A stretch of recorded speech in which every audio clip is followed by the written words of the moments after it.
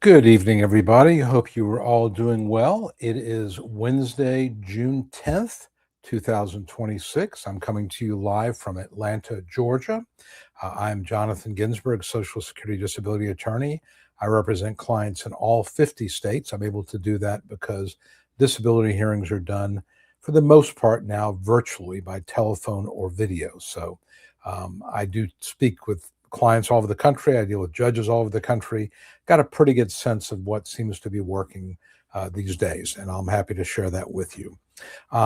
We have a bunch of questions as always, but a couple of things that, you know, in doing my hearing prep over the last couple of weeks, I find myself basically repeating, and this is not a cut on anybody, it's just because you don't know. But just as a starting point, I think that anybody thinking about disability, there are a couple of things I want you to keep in mind as you do it.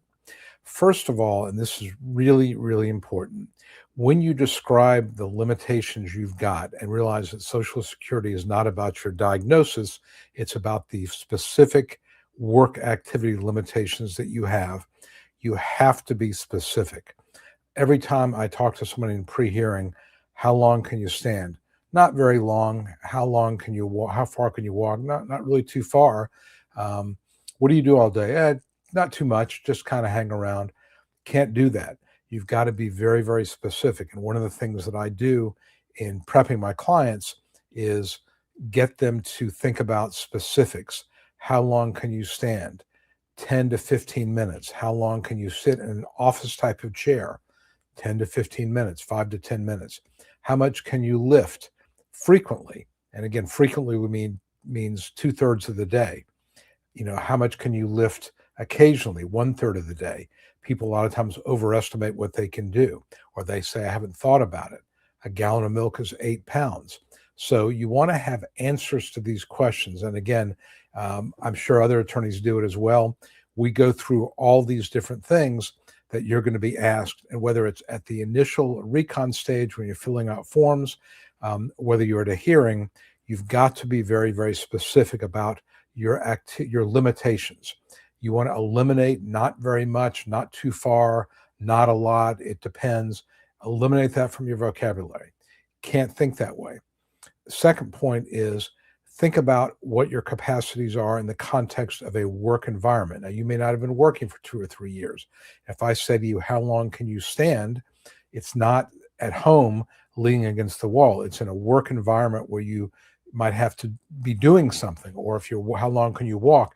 It's not walking to the mailbox and stopping every 30 seconds. It's a brisk, purposeful walk at work. And that's the way you have to think about it. So many times, when somebody tells me what they can do, they overstate it because they're thinking about it in terms of being at home once a day. That's not the way you have to think about this. This is doing something in a work environment where you're not at home, you're under a certain amount of pressure, you have certain obligations to get things done, and you've got to get it done in a timely manner.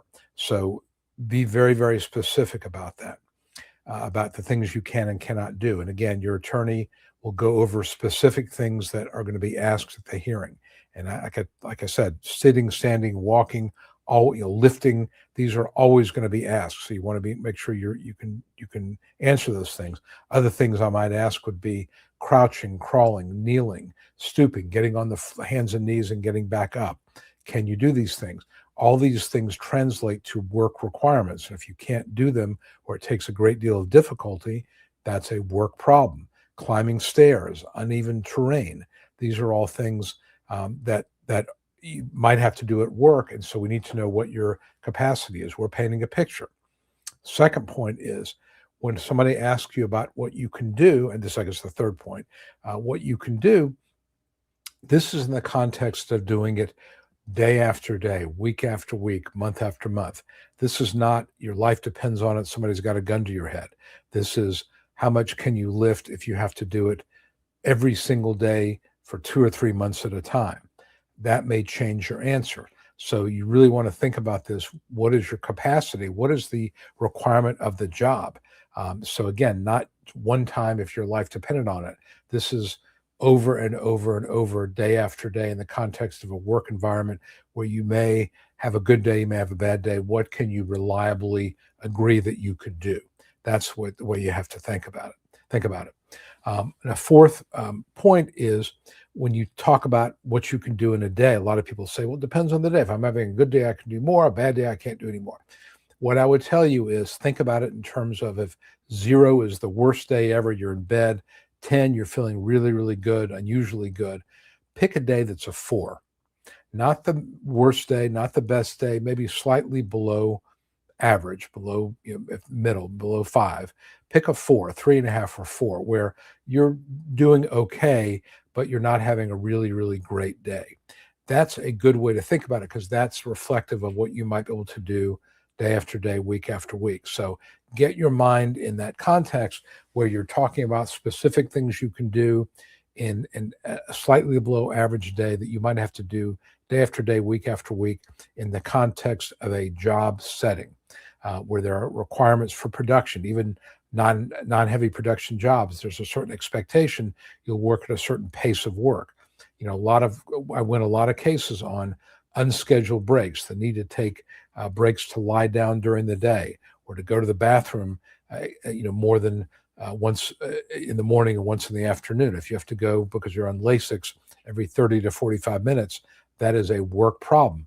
Realize at the end of your hearing or at the initial and reconsideration stage, there will be vocational witnesses who will look at your forms, listen to your testimony, and offer an opinion about whether you could be reliable at a job based on not being on task. They call it being off task.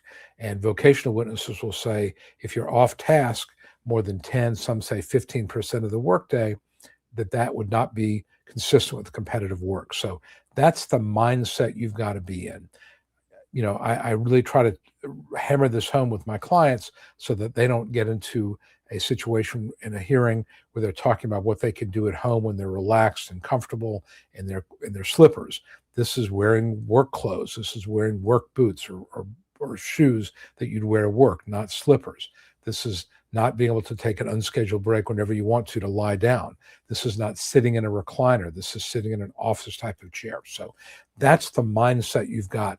And it's really important to have the right mindset because that's the way judges are looking at it. And if you say, I can lift 30 pounds, because if your life depended on it, you could do it once, but you'd be in bed for 3 weeks thereafter. That does not mean you can lift 30 pounds. If you could lift 30 pounds 5 years ago, but now you've got 2 herniated discs, you can't do that now probably. So you got to really think about that. And that's where an experienced lawyer can help you get a sense of, what you really can do. You want to tell the truth, but you have to be realistic. And I think a lot of people, especially men, don't like to think of themselves as disabled. That's a really, really difficult label. And you have to, though, step back and say, I'm not saying I can't do anything at all, but what could I do reliably 8 hours a day, 5 days a week after week, month after month? That is the mentality you've got to have. I think if you think about your work capacity in that sense, you're going to give the judge a much more realistic picture. You're going to give Social Security a much more realistic picture. I will tell you the forms that people fill out, activities of daily living, disability reports, things like that are always in the file. I quote those things when I'm doing a brief or my client talked about, issues and limitations they have. When they fill out forms about their work, how much they had to lift and carry, I quote that. And so, if let's say you had a job that is otherwise a fairly light job where you might not be lifting more than 20 pounds, but you say, I had to lift 35 on a regular basis, that's really important because that means that the job as performed is more than a quote light job. These are all just little things that added together can give me the ammunition I need to make a much stronger argument on your behalf. And this is especially true if you're over the age of 50, because now you have the grid rules. And I win a lot of cases on the grid rules for people over 50 and over 55, because I don't have to prove as much, but we have to have the evidence there to make our case. So enough said about that, but I just wanted you to kind of get in the right mindset. And I think sometimes I don't say it enough, the importance of thinking about your capacity in the context of work, in the context of doing something week after week, month after month. So I hope that this has been helpful to give you some idea about how to do that. Okay, let us go to some of the questions. Um, Okay, this is an interesting question, and I'm going to answer it because this kind of goes to some of the definitions that Social Security has. If at 55 years plus, now we're talking about the grid rules, you can be found disabled and still do light work. And what this person is talking about is, if you look at grid rule 202.06, for example, it says that you are disabled if you're limited to a light functional capacity, light defined as standing and walking 6 hours a day, lifting 10 pounds frequently, 20 pounds on occasion. So if you can do light work, um, if you're able to do that and you have no transferable skills, okay, the work you've done is either much more physically or mentally demanding, you don't have transferable skills, then you're found disabled. The word severe is a term of art in Social Security. Social Security uses something called a 5-step sequential evaluation process to evaluate claims. Step 1 is, are you working? Step 2 is, do you have severe conditions? And severe conditions used to mean pretty much anything. Now it means, do you have a diagnosed condition where you've had some level of treatment? And that's kind of that's the step 2. Step 3 is, do you meet a listing? Step 4, can you do past work? Step 5, can you do any work at all? And the grid rules come into play at step 5. So you have to have a severe condition to get past step 2. So by definition, almost, if you're limited to light work, there's got to be a reason for it. So you have to have some condition, which is likely going to be musculoskeletal. And by the way, the grid rules only apply to people with physical limitations. So if you have knee problems, if you have back problems, if you have a disease like MS, these are things that are going to limit you to potentially a light RFC, residual functional capacity, but you have to meet the severe standard first. That is, it's got to be something diagnosed. It's unlikely that a judge would find you limited to light work if you don't have a severe impairment. Now, there are some cases that are denied at step 2. There's no severe impairment, meaning the person filed their application for benefits. They have not gone to the doctor. That should tell you you've got to go to the doctor, you've got to have a diagnosis. And there's really nothing there other than your complaints. I have severe back pain, but I've never had an MRI. We don't have any idea why. I have severe headaches, but I've never been diagnosed with migraine syndrome, or there's never been a brain MRI. So if it's not severe, you're not going to even get to the grid rule part. So the severe requirement is step 2 of this process, and it just means you've got to have some formal diagnosis, some explanation as to what is going on. Doesn't mean it has to be disabling, because you could have a lot of severe limitations that on their own are not disabling, but when you combine them together, they can be disabling. So again, you may have a bulging disc, which limits you in terms of lifting and standing. You may have bone on bone in your knee, but not quite ready for a knee replacement. You may have diabetes that requires you to, I don't know, you have neuropathy and it makes it difficult to hold things. Your blood sugar is not fully well controlled. And so you may have to use the restroom a lot, because people with diabetes a lot of times have excessive urination, excessive thirst. None of these individual things might be disabling, but when you combine them together, you start chipping away at the jobs that exist out there. Further, I will tell you that even non-severe impairments, things that there is, in the state agency, the people at Initial and Recon, they may decide, well, you're diabetes, you're diabetic, but it's under control. But occasionally your sugar may go too high. Even non-severe impairments, if they have functional issues arising from them, can add to the profile. So I always make an argument in my brief that my client has, Social Security has decided they have the 3 or 4 severe impairments, musculoskeletal, diabetes, they may have migraine headaches, they may have some GI problems, GERD, for example, but then they may have some non-severe impairments that might cause some limitations, but nothing that would, really interfere with their work. They may have, again, occasional, I may have already mentioned migraine headaches. Let's say they have occasional migraine headaches. That may be deemed non-severe, but it can be a factor, not a huge factor, but it adds to the list. So the answer to your question is that you have to get through the severe stage that requirement first. Then once you've got that already decided that you've got severe impairments, now we look at how those severe impairments limit you from working. So I hope I explained that very well. Okay, David, how are you doing? You were approved, and I looked at your file right before we got on. I believe that you were. They gave you an interim approval, and I think it's 11 months where you were shortchanged. They found you disabled, but 11 months after your onset date, and I think it's in quality review. Is it possible that quality review can change that? It's possible. It's not likely. We will have to decide whether we want to appeal. And I do this, I'd say, 15, 20% of the cases I get approved at initial or recon, we end up having to appeal because the onset date was changed. In 11 months, we have to look and see how much money is involved. I had one the other day where my client was over 62, had already claimed early retirement, and the difference between early retirement and full retirement was like $120 a month. So the difference in onset, by changing the onset date, was going to amount to about $5,000. Do we appeal that? Probably not. My feeling is, is it worth risking the whole thing for $5,000? Some people may say yes, but I think you have to really think about that. If you've been found disabled at age 63, for example, now your monthly payment gets bumped up to the full retirement amount.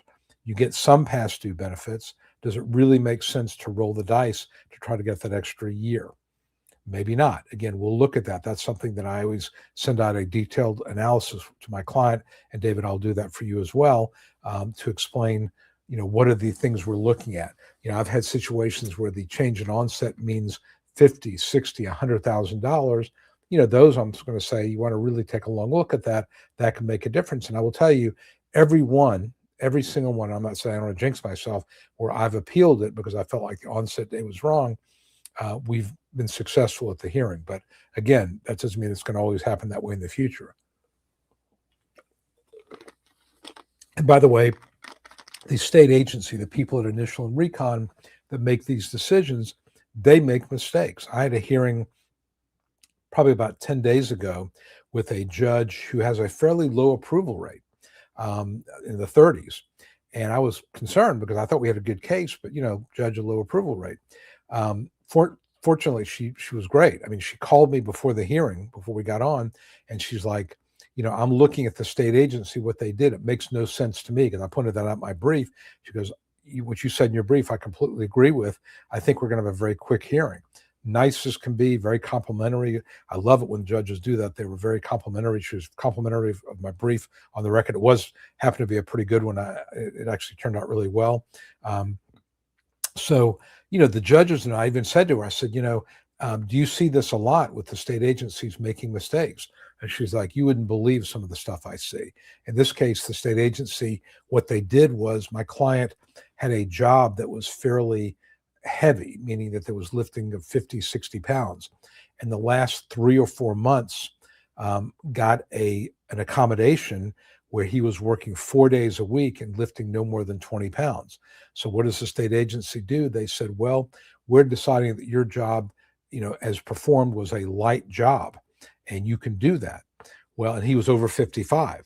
And it was an unskilled job, basically a janitorial job. Well, the problem is, A, he's doing it 4 hours a day. It's not full-time work.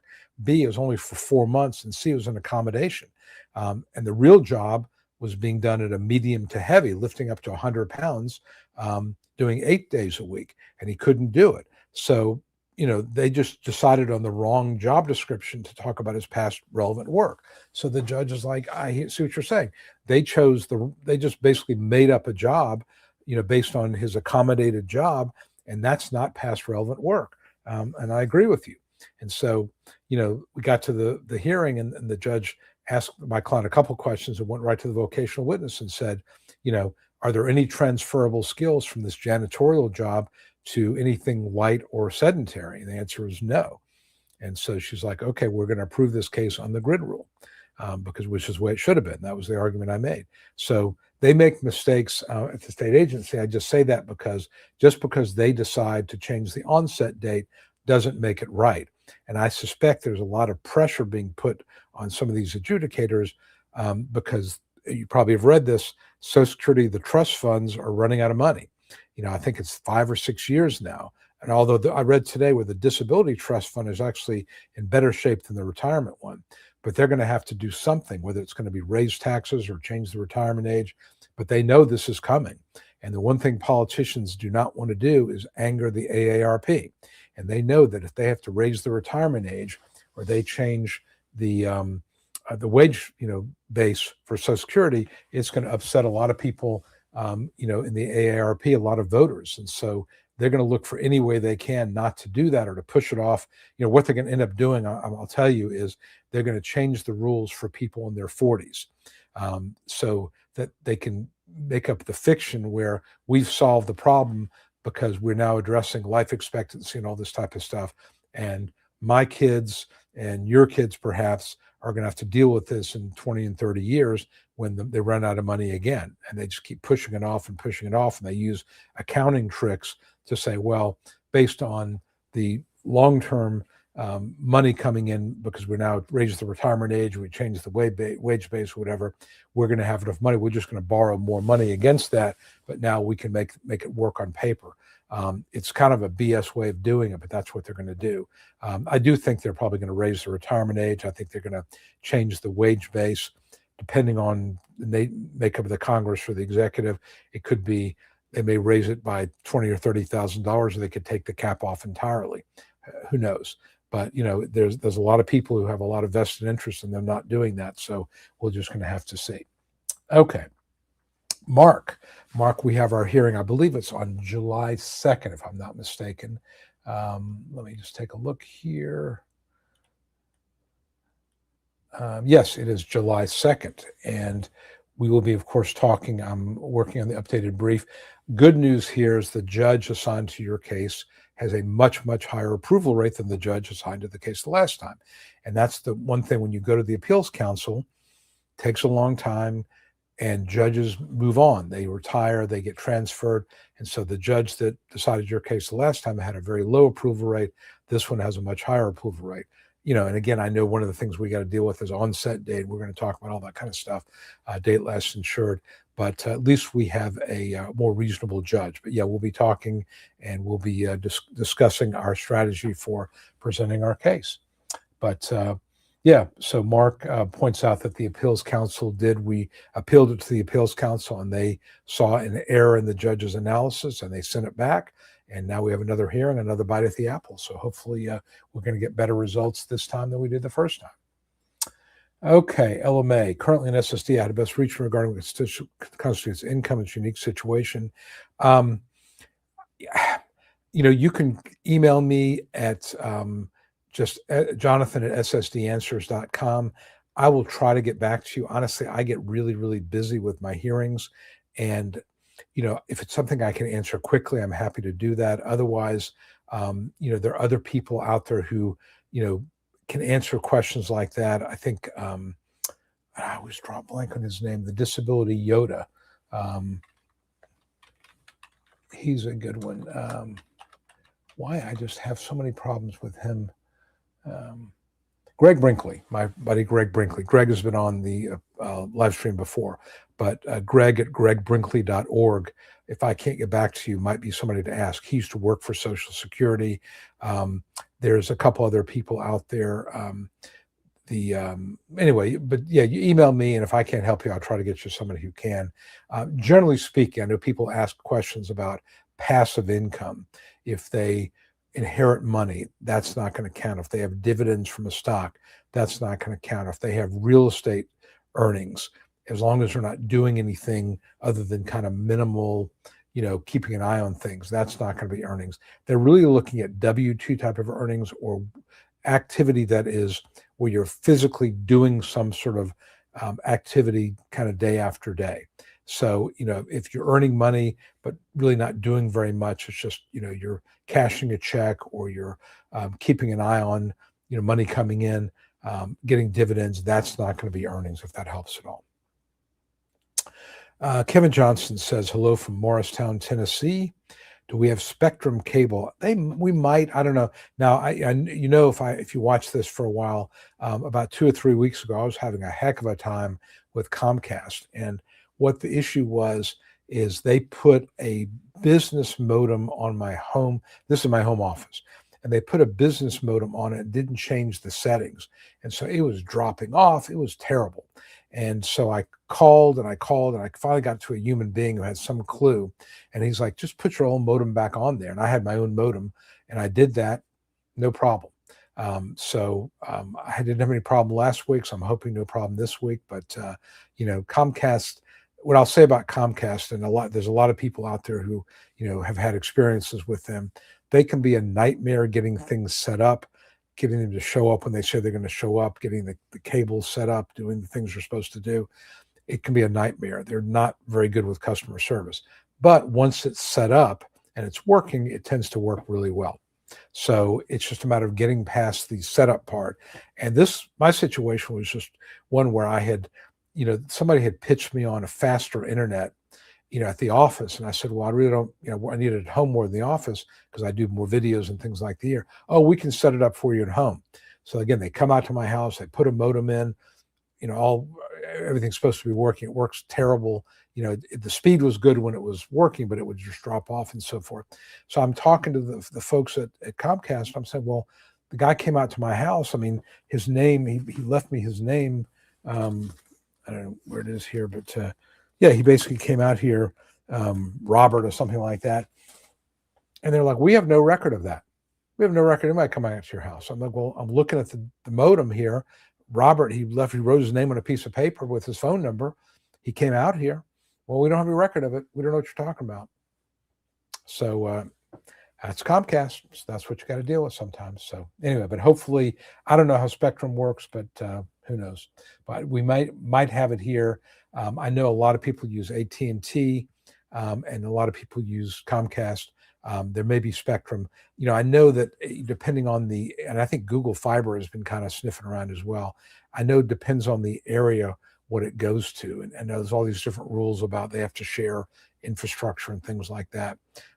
Hopefully, at some point, we'll get to the point where everybody's on fiber optic, and we won't have these problems anymore. And look, it's a lot better than it used to be. I mean, credit's due. It's a lot faster. It tends to be pretty reliable. And we all, of course, most of us, and certainly when I'm speaking for myself, I'm on the internet all the time. So, it's like almost more important than a telephone. Of course, my phone is voice over IP. So, it pretty rarely goes down. So I give them credit for that, but just getting through all the nonsense sometimes can be a bit of a challenge. Kathy Clayton says, good evening. Good evening, Kathy Clayton. Hope you're doing well. Hakasad is a regular here. I am pro se completely deaf in one ear, reduced in the other. Can I request written VE interrogatories? If granted, will my HAPUs be presented ahead of time to the VE? Is this a double-edged sword? Okay, interesting question. They're supposed to make an accommodation for you. I think you probably could submit written interrogatories to the VE. I suspect they would, they would be presented ahead of time. Normally, people ask for hypotheticals to be presented afterwards, but certainly you could present it beforehand. Would the judge give it to the VE ahead of time? Very possibly. Is that a double-edged sword? Yes and no. I mean, again, the VEs are going to have most vocational witnesses, that's what a VE is, who appear at the hearings. They're on a panel. They're not there to hurt you or help you. They're there to describe your past work and what you might be able to do. They're using certain resources. They all have a list of jobs that they can always turn to, whether it's unskilled jobs or, semi-skilled jobs. And so they're going to have 15 or 20 jobs that they're always going to turn to. I mean, at the end of the day, you want the VE to say there's no jobs. And again, if you're hypothetical, your interrogatories offer very, very limited, the person needs to be off task 15% of the time. The person needs to take unscheduled restroom breaks, twice an hour. The person cannot be around, and again, you can add this in there, cannot have a job requiring any sort of, that requires understanding customer requests because of hearing loss, does not require stereoscopic hearing, um, you know, in noisy environments where you couldn't hear. You can put all that in there, and you can create a hypothetical that will result in the answer, there's no jobs. I mean, no question, you could do that. The real question is the judge going to buy into your hypothetical, and is that going to be reflective of what he or she decides is your RFC, your residual functional capacity? So I would say, come up with 2 or 3, maybe 4 hypotheticals. You want to make sure that you put in there things that are going to result in no jobs, that are going to basically take you out of the workforce, and hope the judge buys into it, hope the evidence is clear on that. But if you're concerned about doing it live, then submit it ahead of time and let the chips fall as they may. Dimple, how are you doing, Dimple? You've been here before. Good to see you here. Ron is in Arlington, Texas. I hope things are good in Arlington, Texas. I think I've been to Arlington, Texas once or twice. Kathy asks, when describing your functioning, how would the judge determine your limitations based on your medical records, how you describe your limitations? It's going to be a little bit of both. I mean, I would tell you the medical records are probably more important than what you say. That's why it's important when you go to the doctor to let the doctor know about the specific issues you struggle with. So that gets in the record. If you can get the doctor to complete a functional capacity evaluation, even better, because that turns those limitations into very specific things that a judge could use in a hypothetical to the VE. So, the RFC or functional capacity form might say that you need to take unscheduled breaks every 30 minutes, or you can't lift more than 10 pounds. That's helpful limitations to have in a hypothetical question. So good judges will listen to what you have to say. They will look at medical records and a good judge will realize that medical record doesn't always tell the full story. You've heard me talk about this before. A lot of times when you go to the doctor takes a history, gets into the computer, and the next 3 years, that history doesn't change, even though your condition may have changed for the worse. So, if you see that where the doctor has not changed anything in terms of history, you could raise that. Of course, you can ask your doctor to make that change, but I've had situations where, the doctor puts it in the computer, it's 3 years down the road, 4 years down the road, that has not changed. My client's condition's gotten worse. Doctor refuses to change it. So what we'll do is I will have my client write a letter to the doctor and put it in the file. Dear Dr. So-and-so, I'm reviewing the history, and this is something I gave you 4 years ago. This is my current capacity. So you have that part of the file, or you do a form 795, SSA 795, where you basically say the doctor said this. It's basically, in the computer record, but the reality is this. And non-medical evidence, your testimony is evidence. Judge can choose to believe it. And if, everything else lines up, I've had judges discount what medical records say because of the computerization of records or because of doctors refusing to change things. And judges will go with what you say if you're otherwise believable. So, but I'd say if I had to give you percentages, 75% what's in the record, 25% what you say. Medical record is going to be more important. It's just because judges just feel like that is a medical assessment from a disinterested professional, as opposed to you saying it where you have a vested interest in maximizing your symptoms. Focused lady, what is the SSDI process for a 56-year-old person with a muscle disease where bone fragments grow inside muscles affecting walking, breathing, grip strength, and digestion, especially after a feeding tube? Okay. I think that, right away, I'm thinking grid rule, because realize if you're 56 and you've got a limitation in your physical capacity, which you do because your muscles are affected and your ability to lift and carry and stand and walk, look at my website, gridrules.net, and look at the light grids, the 202 grids, and you'll see that even if you can do light work, you can be found disabled, assuming no transferable skills or no past work. So right away, I think you have a grid rule argument, probably 202.06 or 202.04. And then you have some of these non-exertional issues like digestion, maybe getting short of breath, that would erode any skills that you might have and the transferability thereof. So, for example, if you had worked in an office environment where you were an executive secretary, I'm just going to make something up there, and because of your digestion issues, you were not able to focus and you had to go to the bathroom, you know, at unscheduled times every 45 minutes. And if you got nauseous, where you would have to, either throw up or you had to take medicine that had side effects, these are non-exertional. They're not based on your physical issues, but they would limit your focus and concentration. So the skills you have as an executive secretary, organizing things, multitasking, maintaining somebody's schedule, these are all things that wouldn't be possible if you're nauseous and sick to your stomach, most of the day. If you have to run to the bathroom and you've got diarrhea, or if you have, severe indigestion and you can't focus, you got migraine headaches. These are all non-exertional, but they erode your physical, your capacity. So I think that based on what you've said alone, I think you could make a pretty good argument you're limited to no more than light work, probably sedentary work. And again, light work is lifting 20 pounds, occasional standing and walking 6 hours a day. Can you really do that with this disease? Probably not. You're probably closer to sedentary. And so, you're in the grid rule universe right there, and you just need to eliminate transferability of skills and you win. So that's how I would look at that. Okay, so I think this is Hakasai was asking about giving the VE too much time to respond. I don't. I think that a good VE is going to respond anyway. We're not there to. This is not about tricking a VE.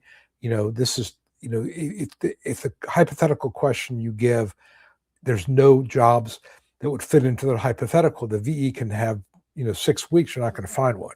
So when in VE testimony, let me put it this way: the question is more important than the answer. I can get any answer I want from a VE if I make the question, limiting enough. So that's really the point, is that your question needs to be limiting enough and restrictive enough to eliminate all jobs, but it also needs to reflect your medical record. And so the judge will buy it. Bala, hello from hot New York. Well, I don't know if you're watching the Knicks game. I know a bunch of people are. I have a buddy of mine, one of my tennis buddies. We played last week, and he works for a big company, and they somehow got tickets, and he's up there for a family event, and so he managed to convince him to let him take his client to the Knicks game. So he just sent me a video of, it's a mob scene, obviously, at Madison Square Garden, and I joked with him. I said, "I'll look for you on TV." Of course, the place is full. But I've never seen actually an event at Madison Square Garden. I'm sure it's pretty crazy. But the Knicks are for real this year. The Spurs, if you're not a basketball fan, the Knicks are up 2-1, best of 4 series. This is a home game, so if they win, they go back to San Antonio. The Spurs have a Victor Wembanyama, who's sort of like a very young, phenomenal, I think he's 7'2" or something. But the Knicks have a really good team as well. Ironically, my Hawks, the Atlanta Hawks, were the only team that actually beat the Knicks a couple of times in the playoffs. They ended up losing, of course, but they did beat the Knicks. So this may be the Knicks' year. And, it's, I used to follow professional basketball a lot more than I do now, but it's exciting. I mean, these guys are amazing athletes. And if you're a basketball fan, this is an exciting time to be a New York Knicks fan. So, and you said hot. I'm assuming it's warm up there, because it's certainly warm down here. Lisa Bunny, is there any chance I can get retro pay for SSDI if you're not awarded? No. I mean, if you're not awarded benefits, there's no retro pay. Or if you're awarded benefits, but they change the onset date to within the 5-month waiting period, there's no past due benefits, then no, you don't get paid. So no, you won't get paid if it's not awarded. I can do it all, so I can't get it. Okay. Okay. All right, so Lisa points out that getting SSDI was going to save your life, but it's caused other problems. Medi-Cal, which is a California medical insurance, was cut. Got to pay for meds now. Food stamps were cut. Yeah, because you got now more money coming in. And there are other programs for low-income people that if you're getting $1,800 from Social Security, in some cases that can reduce those other benefits. Look, one of the big issues I see is, if you get on disability benefits, you become eligible for Medicare 2 years after your first payment. So you got to factor in the 5-month waiting period. That doesn't count. Then 2 years after first payment. So a lot of people, their first payment, if let's say they got approved as of last year sometime, their first payment may not be until 2028, late 2027. That means they got no medical insurance until then. They're getting benefits. They're getting SSDI, so they won't qualify for Medicaid probably. But they have no money coming in, yet they're supposed to go to the doctor, and they need to go to the doctor. One of the things that they need to really fix, in my opinion, would be, just like with SSI, Medicaid is available immediately. SSDI, they need to make Medicare available immediately, because you're finding somebody disabled, but you're cutting off their access to medical care, and then you review them and say, well, they didn't go to the doctor. Well, of course not, because they have no medical insurance. So it's just a mess there. All right, Sunshine says, I've completed a mental health CE.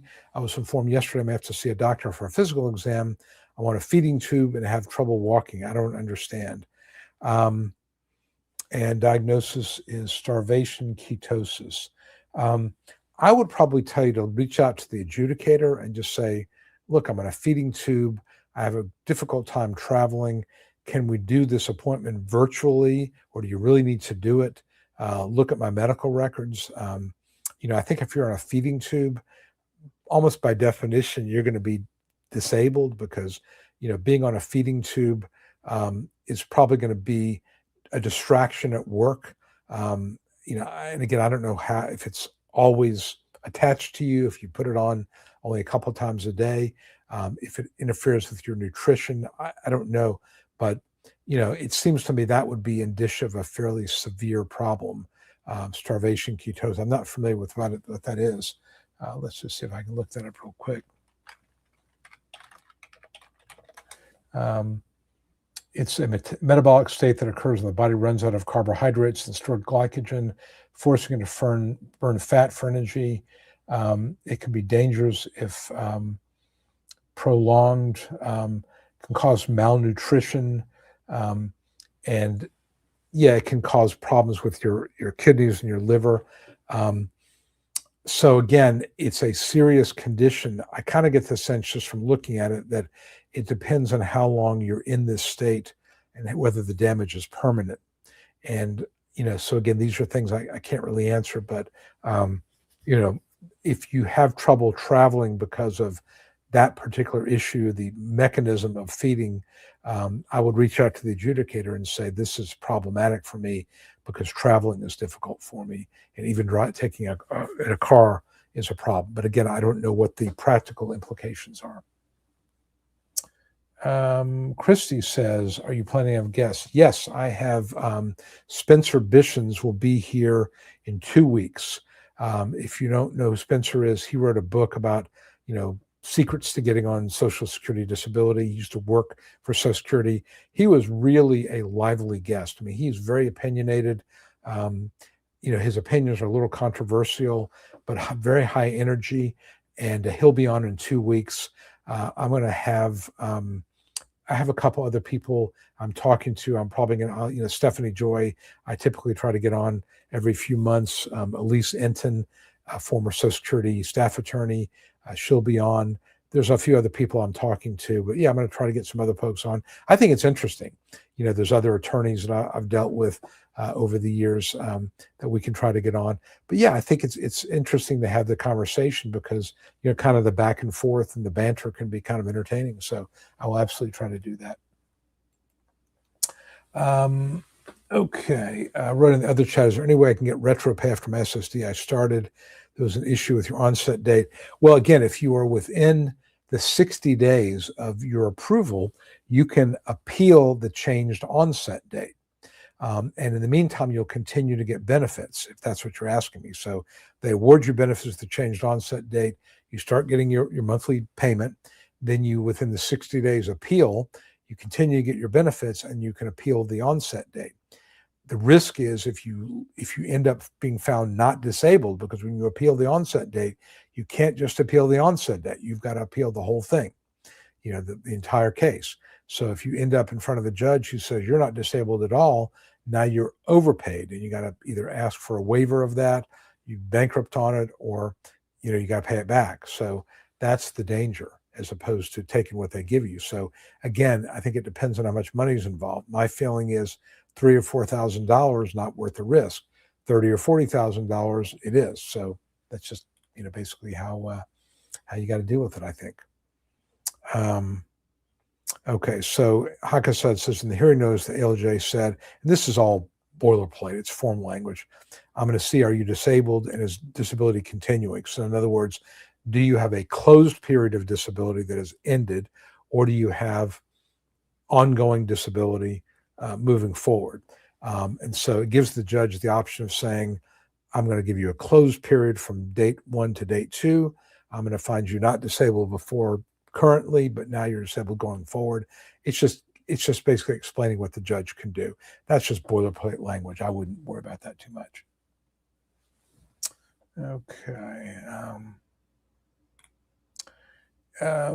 No, this is not a CDR. I mean, the CDR is, again, going to be something that after you're approved, there will be a code in the decision or in the letter that you get that says you're going to be reviewed in 1 year, in 3, 5 years, or in 7 years. So it's just telling you that the judge has discretion. Again, whoever wrote these notices, which is written by some employee at Social Security, and it just says this is what the judge is finding. Realize that in the law in general, an administrative agency, in particular Social Security, and there are other agencies as well, they need to give you notice as to what you're going to be evaluated for, what the issues are. In fact, at every hearing, the judge will ask me, will I waive a formal reading of the issues? Because if not, or if it's a pro se claim, the judge will read like this 2-page statement that says that Social Security defines disability as being unable to engage in substantial gainful activity due to a medically determinable condition or conditions that has lasted 12 consecutive months or result in death. And then it'll go through a bunch of other, legalese. When I'm representing somebody, I will explain all that to them in English. And so we'll waive the formal reading, but, they have to give notice. And the reason for that is that if, let's say that the notice did not include, information about that the judge could award a closed period or a period of disability or ongoing whatever, and the judge did that. The judge says, I found that you're disabled as of June of 26, but not before. You could theoretically appeal saying, I was not given notice as to the nature of this inquiry, and so I couldn't properly prepare for it. And that could be an appealable issue. And a lot of the notices you see on these hearing notices in some of the forms are because somebody appealed a faulty notice. I'll give you a more recent example. There is a ruling, 14, I forget what it was, 19 something P, but basically it talks about vocational witness testimony. And what it says is that the vocational witness needs to be able to explain the source of his or her testimony. And part of this is because the DOT, which is what vocational witnesses use, the Dictionary of Occupational Titles, which you can review at occupationalinfo.org, was last updated in the 1990s. Well, that's, in some cases 30, 40 years ago, some of these jobs were last updated. So, people started objecting and filing, appeals on the grounds that the vocational witness was citing a resource that is way out of date, and that jobs as they existed in 1990 are a lot different than the ones that exist now. In fact, I was just reading a LinkedIn post, a fellow named George Piamonti, who's a well-known disability lawyer. I think he's in North or South Carolina, or Tennessee, something like that. And George is a very he speaks a lot of seminars, and he was talking about a particular job, and I can't remember what the job was, marker or something. But the point is that he made is that vocational witnesses will say there are 145,000 of these jobs, but when you break it down, you know the statistics and where the information comes from is about half of them are part-time. So we can eliminate those because they're not full-time jobs. So now instead of 144,000, now there's 70,000 of these jobs. And of those jobs, some of them require 3 and 4 steps to do. And so now these are not unskilled jobs, these are semi-skilled jobs. So he just went through this analysis, and he went from basically being 144,000 down to maybe 6 or 7,000. Well, generally speaking, and I may be butchering the numbers, but you get the drift.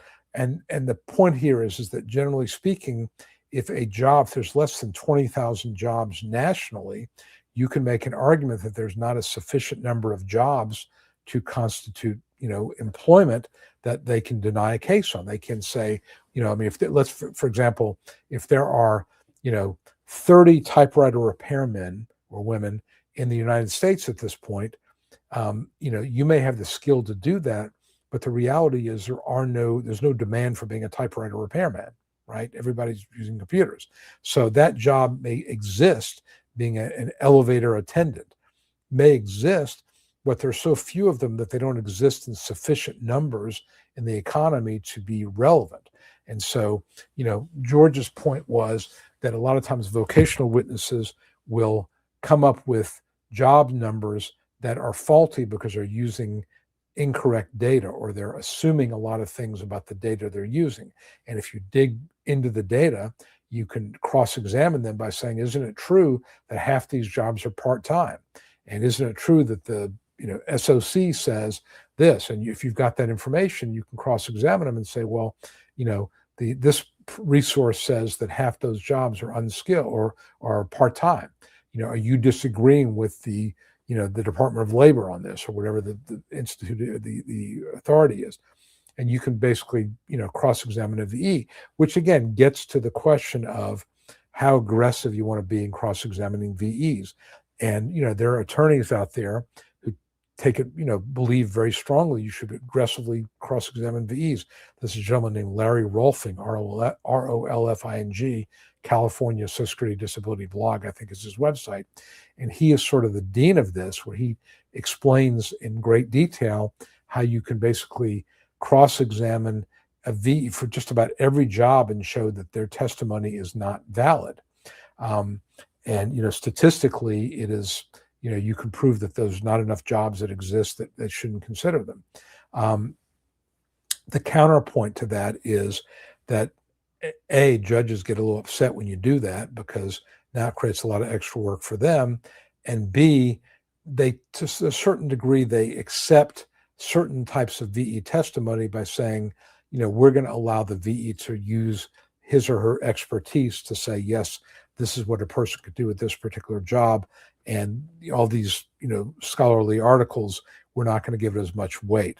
And then you've got to convince an appeals court. So you get to the question of, do you, as an attorney, do you take a case so you can try to make law, or do you take a case you can win for your client and make a living out of it? So, there are some people that really want to make law and basically demonstrate that there really are no accurate numbers, accurate resources to determine how many jobs exist for any particular employment category. And I have no doubt that it's really hard to know for certain how many jobs exist. On the other hand, I want to win cases, so there's a balance. And I try to take good cases. I'll cross-examine a VE if I think they're really out of line, but I also know that, most of the time the appeals courts are not going to entertain those arguments, and you're hoping that you get one through and that you can kind of make new law.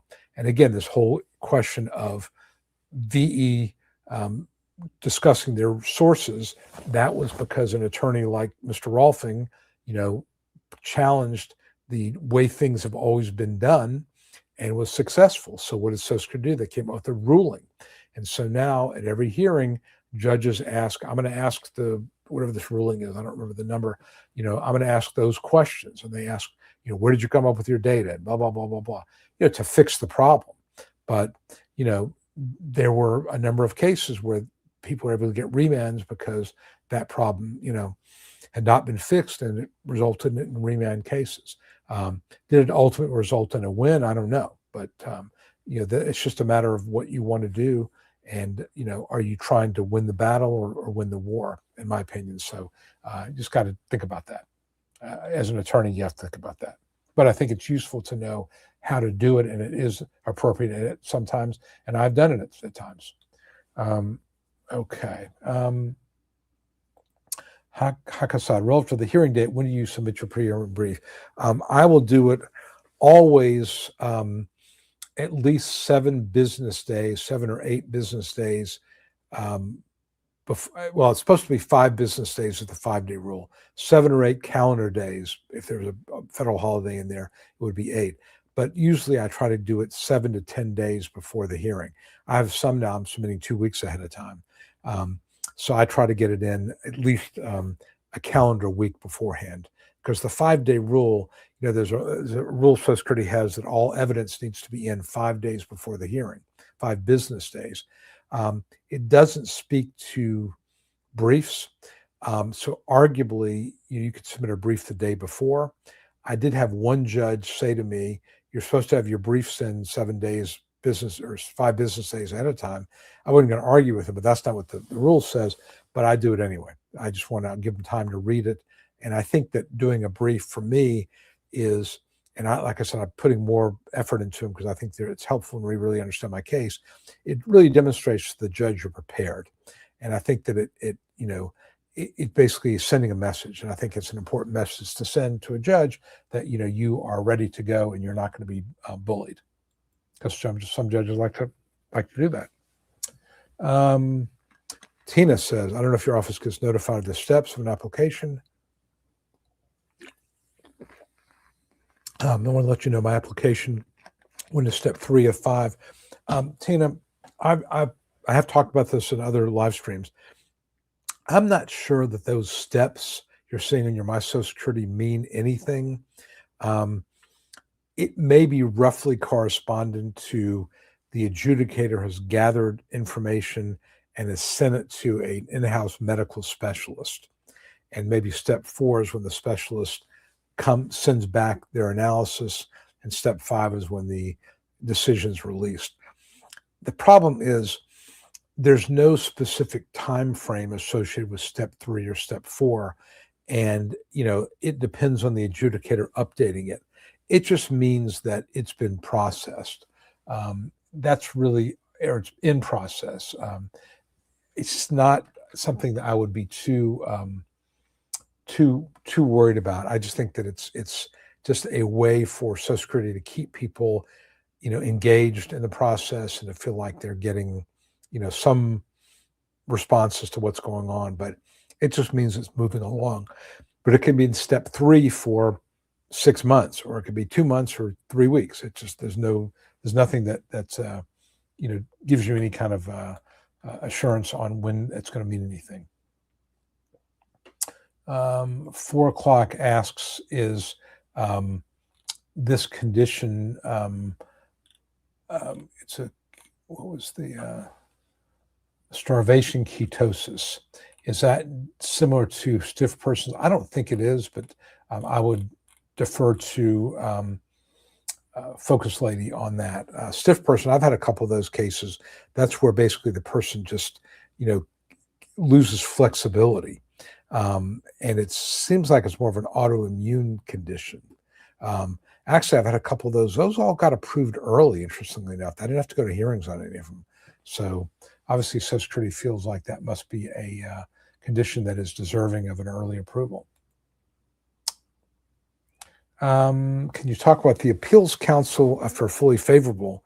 How long does the counsel take a review? Well, after fully favorable, generally the appeals counsel is not going to be involved. I mean, you would appeal an unfavorable decision. There are a few times when the appeals council on its own or quality review on its own will look at a favorable decision and decide it needs to be revisited. Pretty rare. But when it does happen, it's usually a 4 to 8 week process, but it's really, really rare. I think they realize that Social Security realizes that if you release a fully favorable decision and then you come back a few weeks later and say, "Oh, just kidding, you're really not disabled," you're going to make a lot of people really, really upset, and they're going to contact their congressperson, who's going to call up Social Security and yell at them. So it doesn't happen very frequently. I hope it didn't happen to you. Lisa Bunny says, "I'm legally blind, completely blind in my right eye and limited in your left with a growing cataract. Medi-Cal will not pay for you." And that's obviously because you're on Social Security disability. Um, you might look to see, is there anything you can do estate-wise to create a trust or something to receive your money? But yeah, this is the problem, that when you start getting money, some of these programs that would be you'd be eligible for based on very low income are no longer available. April says, "Top and thank you for helping win my ankylosing spondylitis case of the hearing a couple of years back." My pleasure. Thank you for popping in. I really appreciate that. Actually, I had another AS case a couple of weeks ago, also going to get approved. If you don't know what ankylosing spondylitis is, rather, it is an autoimmune condition where the bones fuse kind of on their own. And I had a case with a woman who has undergone 2 or 3 surgeries because, they're trying, basically the doctors are trying to do the fusions or deal with all this, orthopedic issues where they can control what happens. But the ankylosing spondylitis means that it can cause pressure on the nerves, very painful. It can cause a lot of debilitation and can cause paralysis if you're not careful. So those can be good cases because it's really incurable. And what ends up happening a lot of times is just a lot of surgeries to try to limit the fusing of vertebra and bones. But yeah, it's pretty severe condition. And I'm glad that we won before. And again, I had one a couple weeks ago that we won as well. But thanks for stopping by. Appreciate it. Saint says, "I have a question regarding my onset date. I'm 53 years old. My DLI is December 26th. Requested a hearing. Given my age and potential applicability to the grid rule, is there any strategic advantage to amending the onset date?"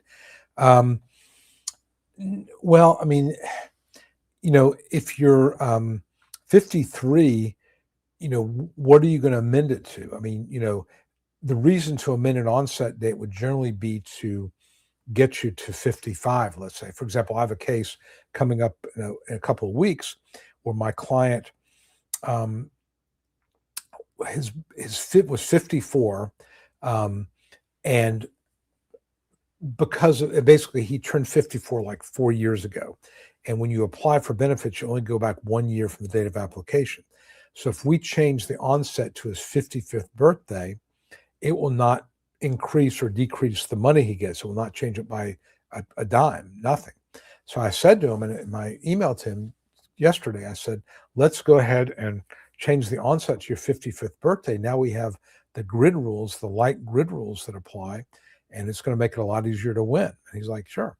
So we're going to do that. So in your situation, certainly you don't want to change the onset to anything after your DLI, but I wouldn't change it unless there's a reason to. I mean, the only reason to change your onset would be, A, if the medical evidence compels it. There's nothing, let's say you had an onset date of 2020. I'm picking a date, and there's no evidence going back that far, and you applied in 2024. So you're not going to get paid going back to 2020 anyway. So if the dollars don't make any difference, change the onset, make the judge's life easier.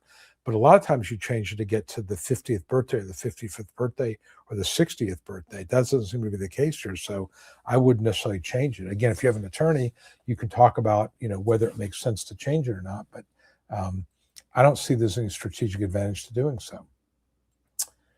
You're welcome, Lisa, and good luck to you. I'm sorry that your, Medi-Cal is not doing what they're supposed to be doing. It's very frustrating, I'm sure. Explain the law as to why SSDI recipients have to wait 2 years to get Medicare. Not all can get Medicaid, correct, when they wait for Medicare. I have no explanation for it. It just is. I don't know. It's just one of these things where Congress decided in their wisdom that we're not going to let people have access to medical care after they're found disabled.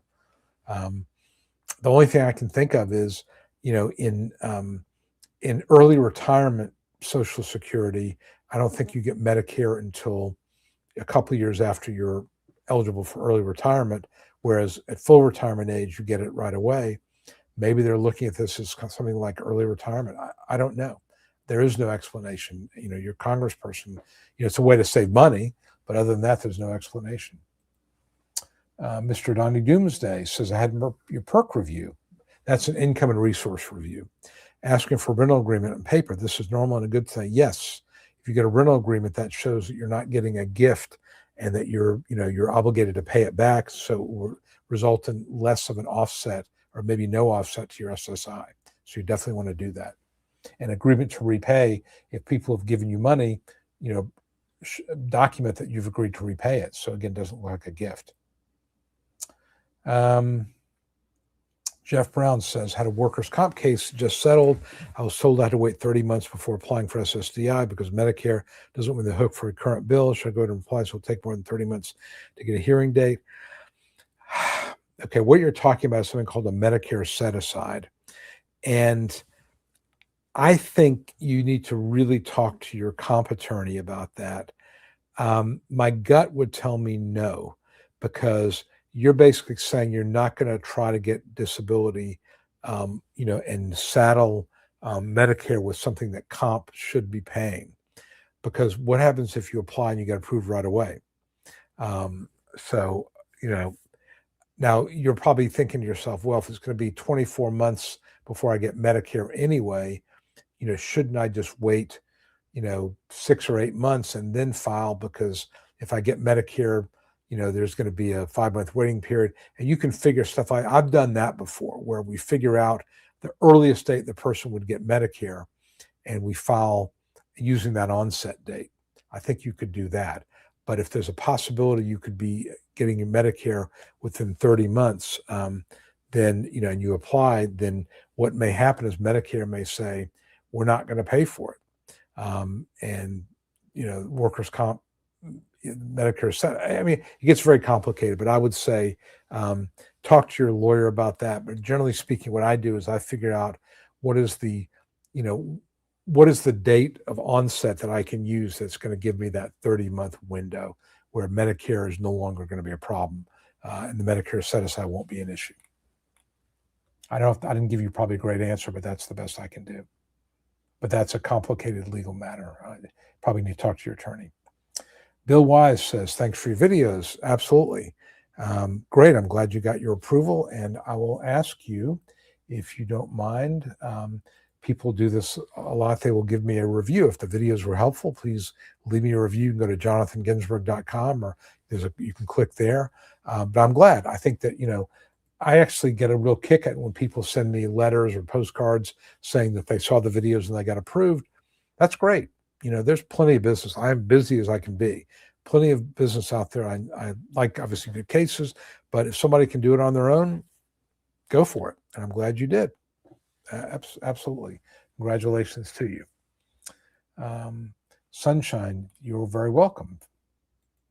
Mark and Cynthia, I'm 80% VA rated for PTSD and lower back condition, currently workers' comp. For my left shoulder was denied SSDI and advice. I think the workers' comp could be an issue because as long as you're getting comp benefits, that's going to offset any Social Security you get and past due benefits. So no lawyer is going to want that. Think about it. We get paid a percentage of past due benefits. If somebody's getting ongoing workers' comp benefits and I get in the case and I win, every month you're getting comp, you don't get Social Security generally because it offsets it. So there's no past due benefits. I don't get paid. So, I'm just not taking cases where I have no chance of getting paid. So that is an issue there. Assuming you get past that, the 80% VA rating is not binding on Social Security. I would probably focus more on the back issue. The PTSD might eliminate transferable skills and things like that. But I would say, talk to somebody, talk to your lawyer about, the workers' comp offsets. If you have a Social Security lawyer, make sure that he or she knows that you're getting comp, because that wouldn't be appropriate or fair not to let them know that. And I think that when you're developing your case, I would probably tell you to focus more on the physical than the PTSD. Hard to win a PTSD case because it's an invisible illness. And, unless you are pretty much non-functional, in terms of, you're afraid to leave the house, or you're triggered by, minor things, and you can't sleep, and you've been tried multiple medications, very hard to win those cases for some reason. Just they didn't move the meter. Okay, retroactive rent. I would probably enter into a rental agreement, and maybe, this is, again, it's going to depend on the state, but I mean, there's actually maybe a Social Security form for this someplace, but you could just enter a rental agreement, get advice whether you can backdate it or not in your state. I don't know. But if not, you could certainly have a letter associated with it saying that we had a verbal agreement as of X number, XYZ date, that I was going to pay you X number of dollars per month. And that, when my Social Security came through, my SSI came through, that, I would pay it then. We've now formalized this in this current agreement, but it was an existing agreement before, and everybody sign it. Again, that's we're getting to legal advice there, but that's kind of the way I would do it. I would just think that a rental agreement and some way to address what was going on before you entered into the rental agreement, and kind of authenticate or memorialize a verbal contract. Thank you, Chloe. I appreciate that. Chloe found me on TikTok. Very good. Sir Campbell says, I had my hearing today on the phone. A lot of them are being done by the phone. What was your experience? I like phone hearings. I think people are comfortable in their house. It's not, you can have notes in front of you. I think that they work out really well. And I do them all pretty much by phone. I mean, I've got a couple of videos coming up, but a lot of them I do by phone. And what I do is I have like a headset that I just put on, and so I can type as I'm going along. But I've got my monitors in front of me, my brief, the exhibit file, my notes, and just works out pretty well. Okay, Chloe's saying this. Why is downplaying pain or symptoms such a common mistake in disability claims? Well, I talked about this a little bit before, is that many people, they hate the idea of being labeled as disabled, especially men, because, we're theoretically brought up to be providers, and, just the way you think of yourself as, being able to support your family, to have a high pain threshold, not to complain. And that's the way many men are brought up, and some women too, but certainly it's not uncommon in men. And I think that when you're in the disability world, you're applying for disability, you have to be realistic. And as I mentioned before, when you're talking about what your capacities are, you need to do it in the context of working a job, that there's going to be a certain level of stress and expectation in terms of pace and production, and that this is not something you're doing one day. And can you manage one day? Most people could do something for one day, but this is day after day, week after week. So I think it's really more of a mental shift. You've got to think about, when you're talking about your symptoms and you're talking about your pain, it's in the context of working, in the context of doing an activity day after day, week after week. It's in the context of the inherent pressure of being in a job. And I think you've got to get that in your mind, and you also have to kind of drop the macho thing where you maybe have a high pain threshold, but, can you really do something? You have to be very honest and realistic with yourself. How much can you lift? You may not know. And again, this is where having a good attorney can help you kind of come to terms with what you can do. Maybe you try to do certain things just to satisfy yourself, but you need to have answers to these things, very specific answers about 10 pounds or 15 pounds or whatever. Um, and not avoid not very much, not too much, or not at all, whatever. You want to be very specific. So I think those are the things. It's really a mental thing. You have to just put yourself in the right mindset of answering the questions in the context of what you might be doing at a job, which you might be doing week after week, month after month. And I think if you do that, that would be a mistake that you can really easily avoid if you get in the right mindset. Okay, so Sir Campbell had his hearing, I think, today, and the VE was dismissed, never spoke. So obviously the judge felt that the evidence was strong enough that it didn't need a VE testify. Pretty rare. I don't see that happening a lot, but it does happen sometimes. It's a good thing, because if the judge was to deny your case, you would have clear grounds for appeal, but it sounds like the judge is going to approve you. But that's pretty rare, that a judge basically has no questions of the VE. It means that either you meet a listing or the evidence is so compelling that there's no reason for the judge to ask questions. You clearly meet a grid rule. Your functional capacity is clearly reduced to less than sedentary, something like that. Can try to look strong during hearing damage your case. Now that cases are mostly done by telephone, it's not as much of an issue. When we are doing live hearings, I would have to tell my client, you don't want to come across as being like you're non-functional at all. But, judges are human beings, and they see a person who looks really healthy and strong. They can't help sometimes but use that against you. There's a law that basically says, or a ruling that says, judges are not allowed to use what they call sit and squirm jurisprudence. They're not supposed to look at you and say, you don't look disabled, I'm not going to approve you. But they do. So, I think that, telephone hearings kind of solve that problem, because you don't know what somebody looks like based on, how they sound. So I would say, if you feel like you look much better than you feel, then go for a telephone hearing. Tina says, thank you. You're welcome, Tina. Can social media posts be used against someone? Yes, absolutely. I think that you always want to put your social media on private.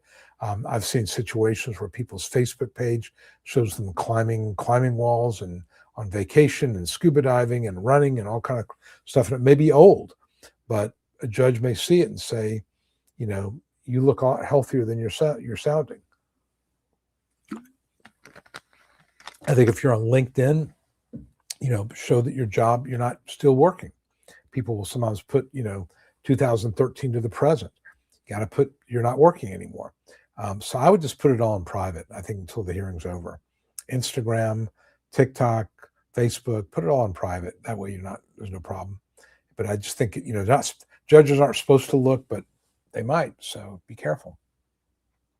Kevin Hawthorne, good evening from Lakeland, Florida. Good evening, Kevin. Mango Bomb Squishies, I do remember you. Got a fully favorable decision, got the SSI interview. Want to thank you. Absolutely. Very, very good, Mango. I remember that. It's a very unusual name, Mango Bomb Squishies. I'm glad that this was useful to you. Thank you very much for checking in and popping back in to see me. I hope all is well with you, and that you are, that things are moving in the right direction. I think, one of the things when somebody gets approved for disability, SSI or SSDI, it's not a lot of money, but they have some money coming in. They can live with a little bit of dignity. A third party has sort of verified that what they're going through is real. That can sometimes help when the family is not being real supportive. You get access to Medicaid or Medicare. It can make a real difference. I was talking to a friend of mine the other day, and, this can be a very rewarding area of practice when somebody is just, has nothing coming in, they can't work. I get them on disability, or they get on disability. My team does, not just me. We get them on disability, and now they got some money coming in. They have insurance. It can be life-changing, and that's a good feeling. So I'm glad it worked out for you, Mango Bomb. Ann Miller says, I was told by my local office, the case will have a decision by August and being worked on. So medical records has been assigned to a medical reviewer yet. Step 3. I just don't put a lot of faith into anything they tell you, because it's out of their control. I mean, let's say that this field office person,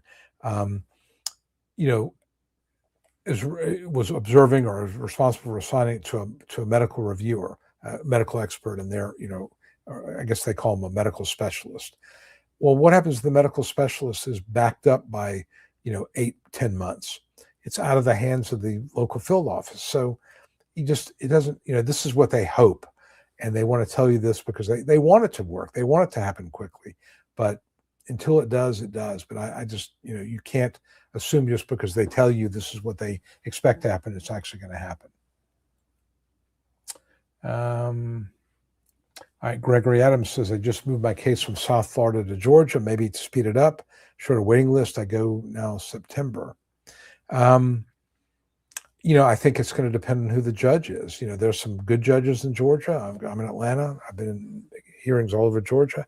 There's some not so good judges, but the same goes for Florida. So, there's obviously judges in Georgia who have more capability, more availability than the ones in South Florida. So hopefully that will get you to a hearing faster.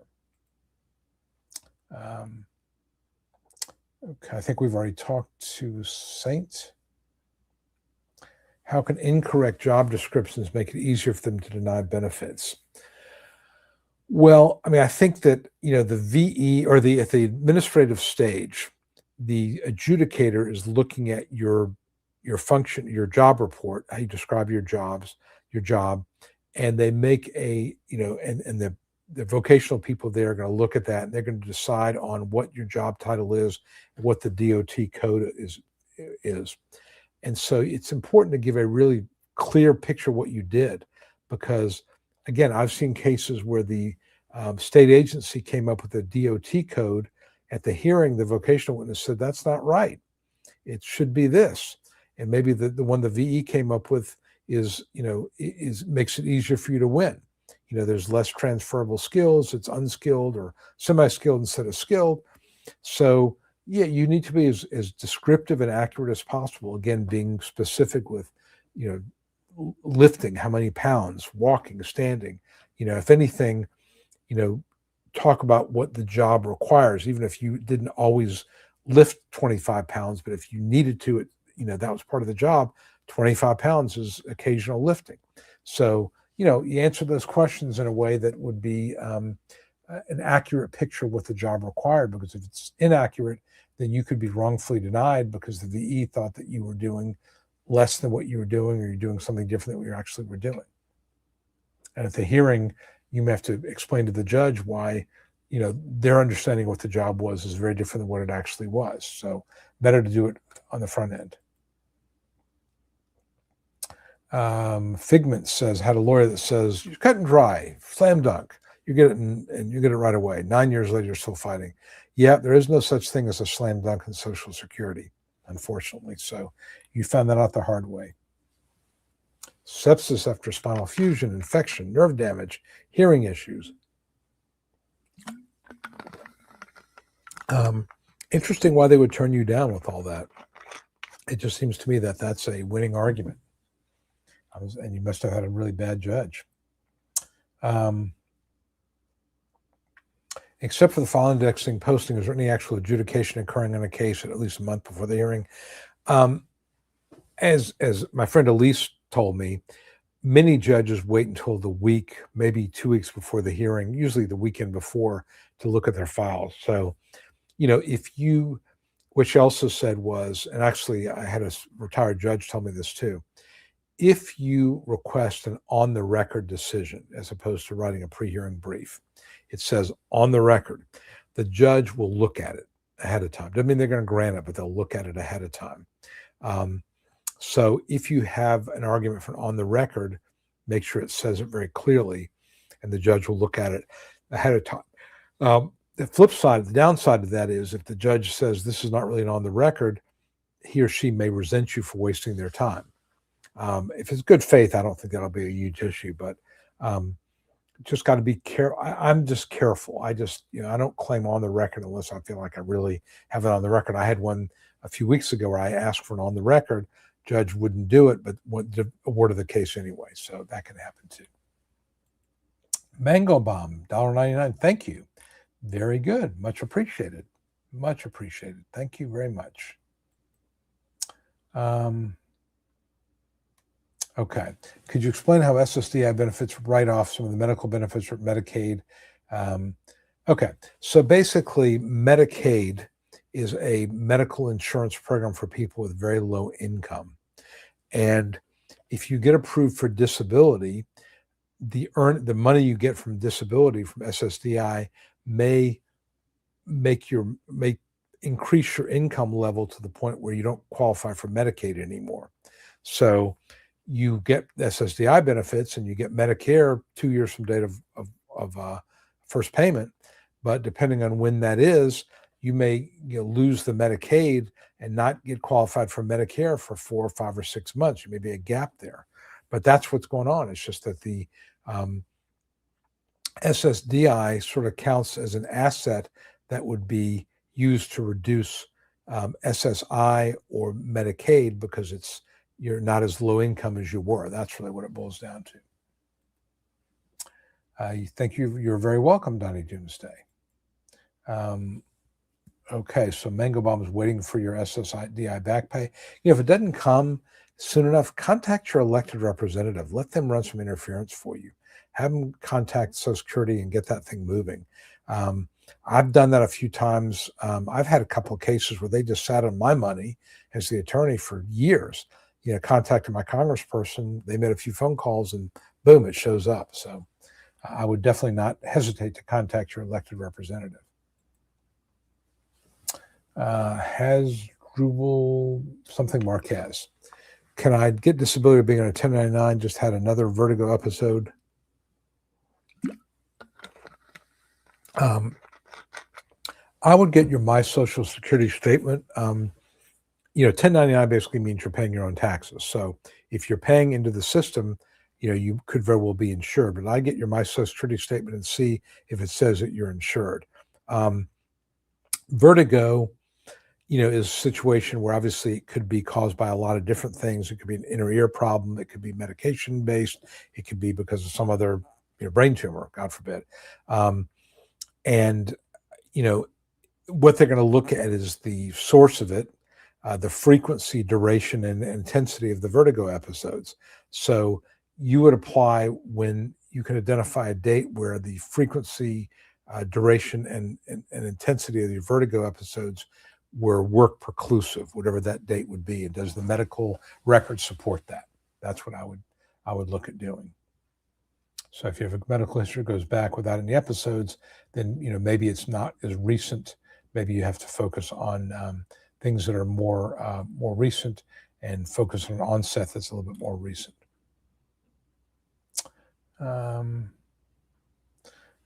Okay, let's see. Drupal, I'm not going to try to pronounce it. I don't know where to begin. And let me see if I can find where I don't know.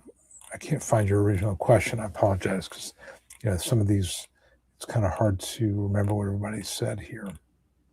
But okay. Anyway, maybe you're about the 1099. So to apply for disability, again, the first thing I would do is get your My Social Security statement, ssa.gov/my account.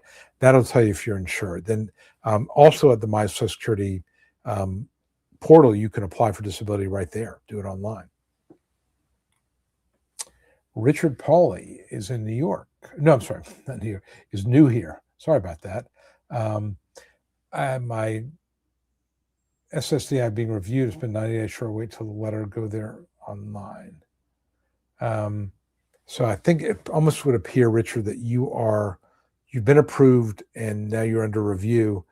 And I would wait for the letter. I don't know if there's nothing you can do. You can check your account, but I would wait for the letter. But which raises another question. Sometimes they don't send the letters timely. So I would make sure that you're logged in and you've got a My Social Security account and you check it every week. And I would also keep an eye on the mail, just because sometimes they, will not send you something they said they sent you, and that can be a whole real hassle. Not a new claim. You're okay. Got that. Okay, so Mango Bomb Squishies had a hearing on February 3rd. The ALJ approved it on May 4th, but then the appeals council reviewed it for a month. Now they finally have said, yes, you're good to go. So it can delay. Yeah, what you've discovered is that appeals council quality review can delay things.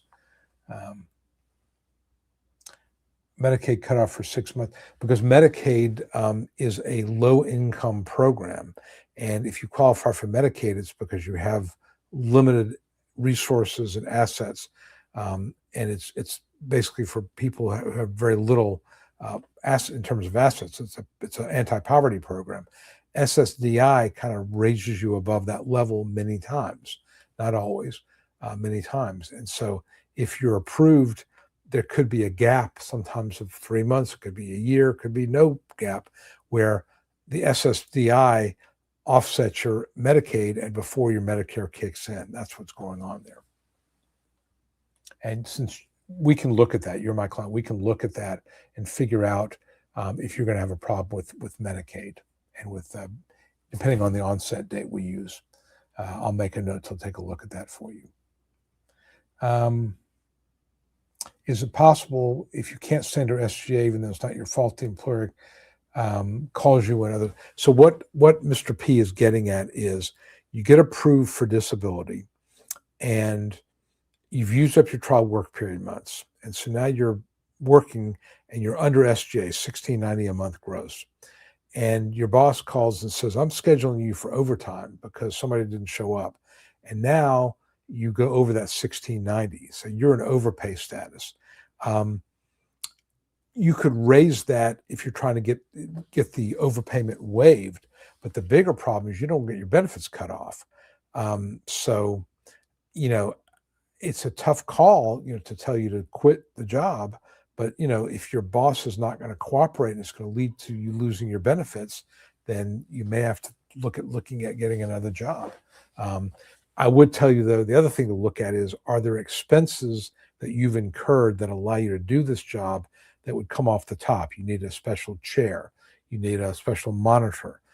You need special glasses, whatever it may be, that there's costs that are involved that allow you to do the job. They can come off the top. But you may have to just tell your boss, I can't do any, this is the most I can do, because it'll create problems for me. You are very welcome. You were in Oregon. Thank you, Richard. I have been to Oregon. I went to the Willamette Valley in Oregon. Beautiful, absolutely beautiful country. And I really enjoyed my time out there. We went to toured a winery. And I don't really drink, but we bought a couple bottles of wine, brought it home. Just beautiful. The soil in the Willamette Valley, if you've ever heard of it, it's called Willamette Valley, is very, very fertile, and anything grows there. You get a lot of rain, and it was just absolutely stunning. It was really nice. Can anyone actually make $1,690 a month without penalty while an SSDI? SGA stands for Substantial Gainful Activity. And if you type in substantial gainful activity in 2026, it'll take you to the table of what you can earn per month. It changes every year. $1,690 a month. Let's just do the math. 1,690 times 12 is $20,280 a year. So not a lot of money. And I tell my clients, you can earn up to $1,690, but I think you probably need to keep it closer to 15, maybe 1,600, because you don't want to look like you're intentionally suppressing income. And you got to be careful. You don't want to go over it, because you got to know, extra pay period, especially if you're in a biweekly situation where a couple months a year you get 3 pay periods. That could be a problem for you.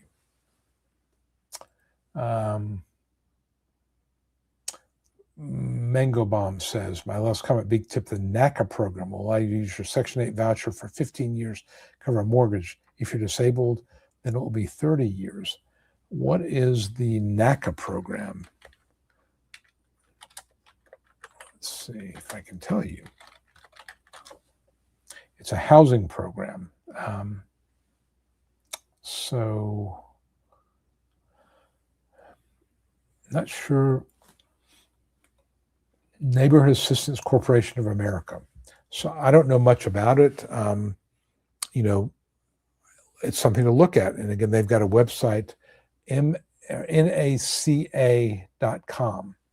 So, again, I don't know much about it. So I will, maybe Mango Bomb can tell us more about it, but it's not something I'm aware of. So it says that they obviously help people low income get into housing, which is good. Okay. So vertigo, this is a gentleman with vertigo, lost hearing in one ear, off balance, can't drive. That's going to eliminate jobs requiring balance and driving, climbing ladders, ropes, and scaffolds, unprotected heights, but it's not going to necessarily eliminate, you're sitting and putting ink pens in a box. So that's going to be kind of what you got to figure out, is what you can still do, and is that going to be a problem in a Social Security context? Okay, so Mango Bomb has got a lot more information about NACA. I'm going to save this and take a look at it. Interesting. Richard, you're in Willamette. Okay. Well, it's really cool. We stayed at a place called the Allison Inn, which was, they have like farm to table. It was really, really good. We have some friends that are, they used to live in Atlanta. Now they live in New Orleans, but they're real into their wine. And they had the local wine shop. They were friends with the guy, and he knew somebody who knew somebody, and he got us all these tours. And so we went out there. Basically, we just had to pay for the plane tickets, and we went with two other couples.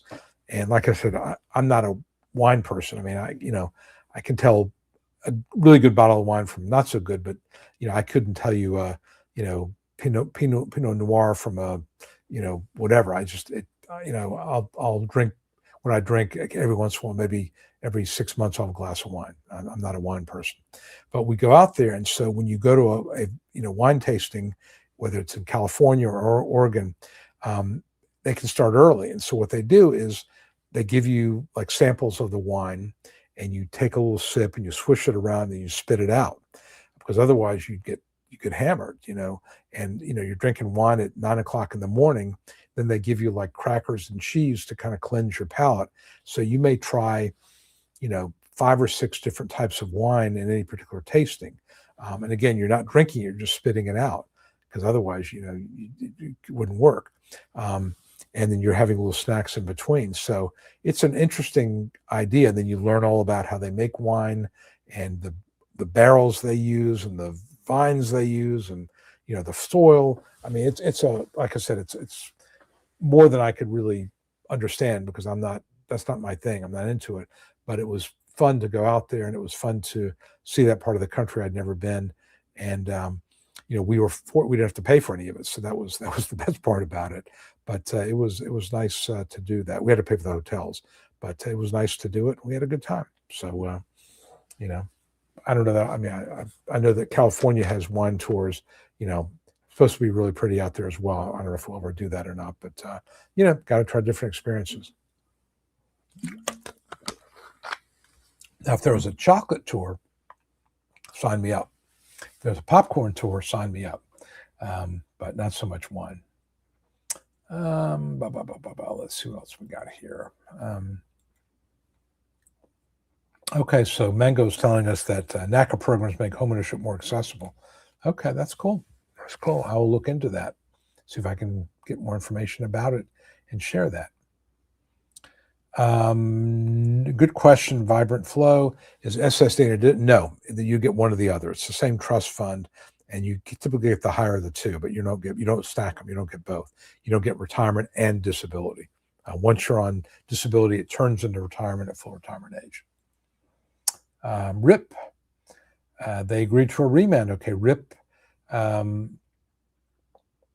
Riptatina, I'm sure that's another way to pronounce that, had an appeal in the Federal Court of the Appeals Council, and they agreed to a voluntary remand going back to the judge. That happens more often than you might think, but that's good.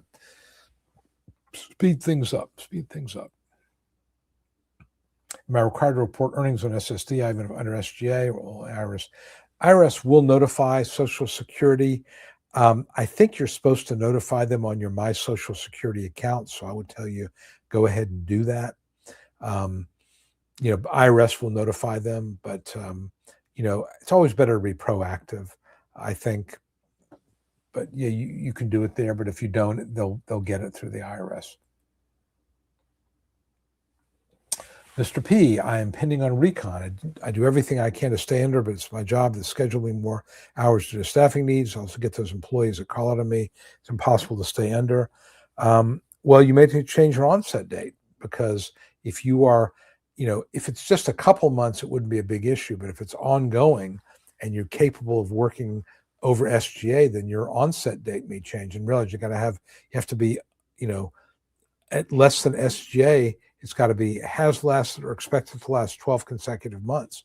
So this may be a situation where if you decide to keep working, you have to change that onset date.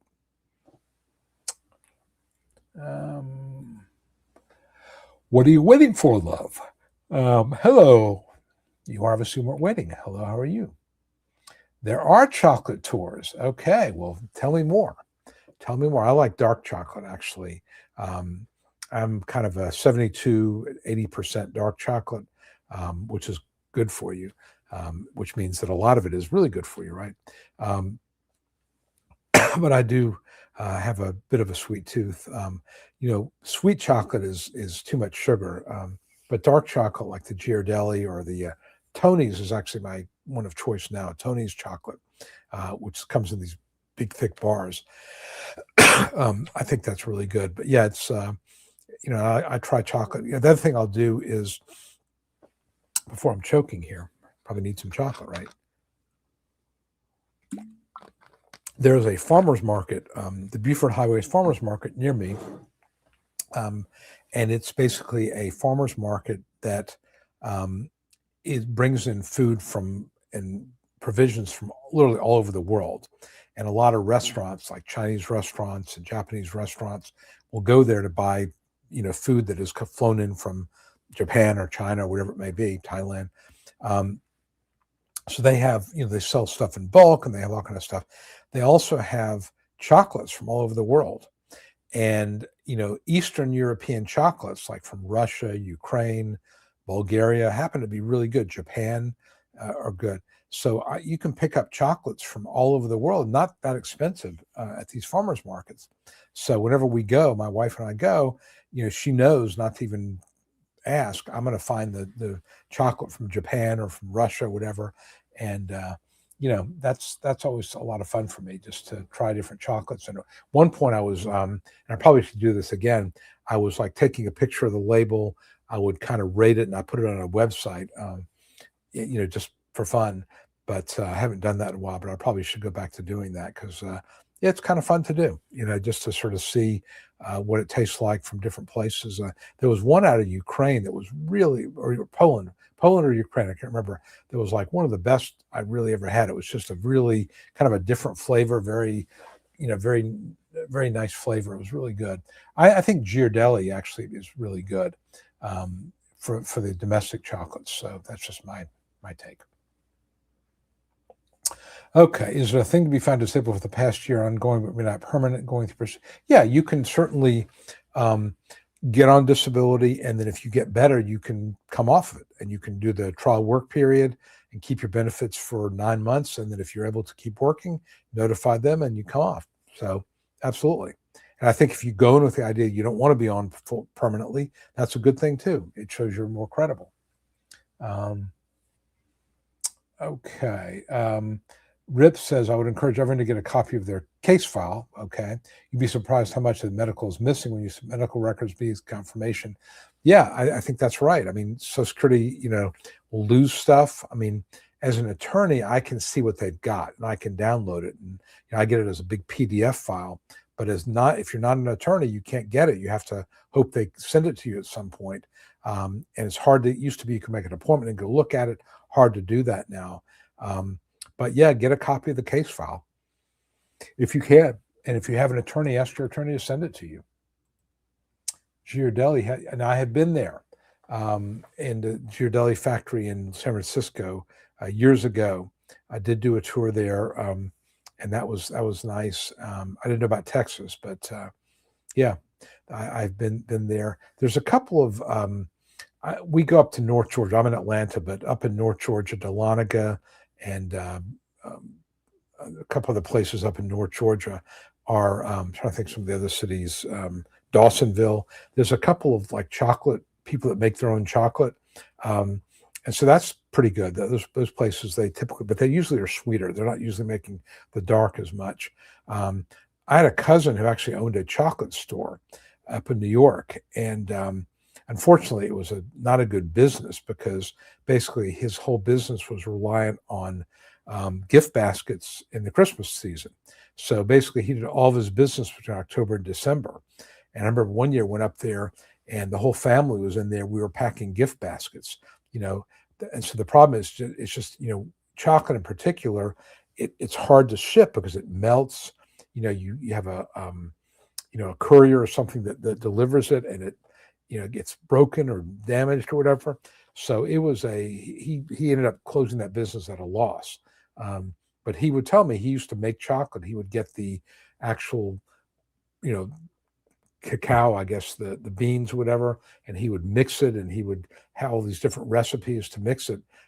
So it's a process, and again, there are a lot of places you can get like chocolate from Africa. You can get chocolate from, all over the world, really.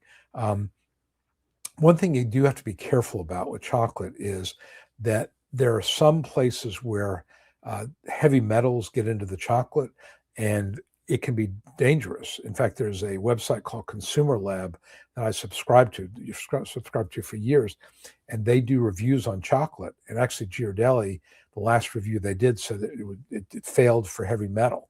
Now, again, I don't eat enough of it to make a huge difference, but just something to think about if you do like chocolate is, if you eat it every day, make sure that the chocolate you're eating is ruled safe or found safe for heavy metals. Can you roll us disabled folks on a chocolate tour? Sure. If we can find one, sure. Do I have a P.O. box? I don't. I just work. I have an office. We have a small office. My wife and I bought a number of years ago, office condo. So my office is, 1854 Independence Square. You just go to my website, Ginsberg Law Offices, or GLOLAW, but it's 1854 1854 Independence Square, Atlanta, Georgia, 30338. That is my office address. So we don't. My wife has a P.O. box. But I just have stuff come to the office. I just find that it's easier to do it that way. And the post office, I will tell you, there's a post office that services my office location. It's just not a good one. I mean, there's some I've knew a lot of postal workers through my work.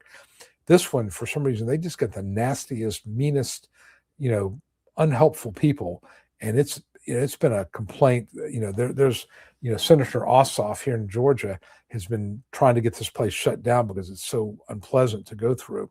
They're just mean. They one line open and they look at you and they walk away when it's terrible.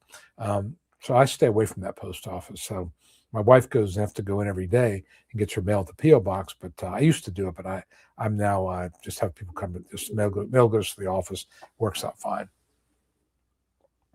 I would say Google a chocolate festival. Yep, I will. I sort of want to do that and sort of don't because, chocolate, like anything else, in moderation is fine. But if you eat too much of it, it's not so good for you. You have to eat at moderation. So I try to limit myself to 2 squares a day, maybe. I freeze it. I actually like it frozen. So when I buy my chocolate, whether it's Tony's or Ghirardelli, I freeze it. And then I just kind of let it melt in my mouth. And that's my thing. I like chocolate covered raisins too.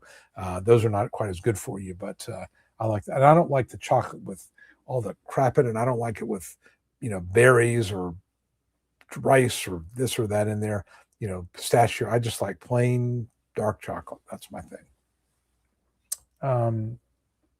How intense is the review? Again, they're going to look at it kind of like they're looking. This is about a CDR. How intense is it? They're going to look at it as if it's like a new application. You've already been found disabled. They're looking to see, have you gone to the doctor? Is there anything suggesting your condition is improved? So if you keep going to the doctor and nothing really has changed, you shouldn't have a big problem with it. The real issues are cases where there's mental health issues. I think that's where they're looking to cut people off: depression, anxiety, things like that. But if it's physical, haven't seen too much of a problem. Okay. So you live alone, so you just can't quit. Yeah, this is a problem when you're working part-time and they're forcing you to work more hours. Yeah, I don't know what to tell you. You may have to just change the onset and look at that. That's the only thing I can really think about. How do you figure which is higher? That's usually about the same. But if you get your My Social Security statement, it'll tell you exactly what you're going to get for both. But they're usually about the same. All right, so Candy makes note that the 9-month trial work period, that's correct. It's in any rolling 5-year period of time. So if you work a couple months in 2026 and a couple months in 2027, and a couple months in 2028, you can, use up your trial work period months. Those 9 months, it could be over 5 years. And after 5 years, the previous months roll off. So let's say you worked in 2020. Well, now we're in 2026. Let's say you got approved in 2018 or whatever, and you worked a little bit in 2020. Well, now the look back is 5 years, and it's rolled. The 2020 is rolled off. 2021, most of it's rolled off. So, it's not just 9 months, but it's 9 months in any 5-year period of time. Just had a parasoggeal hernia stomach, rotator cuff. Yeah, I mean, those are pretty serious conditions, pretty serious. High-risk medications, Klonopin. Yeah, I mean, that's, again, your age is going to be a factor here, but I mean, that's the type of medical problem that you can see why that would be work preclusive. So I think that sounds like a pretty good argument to me.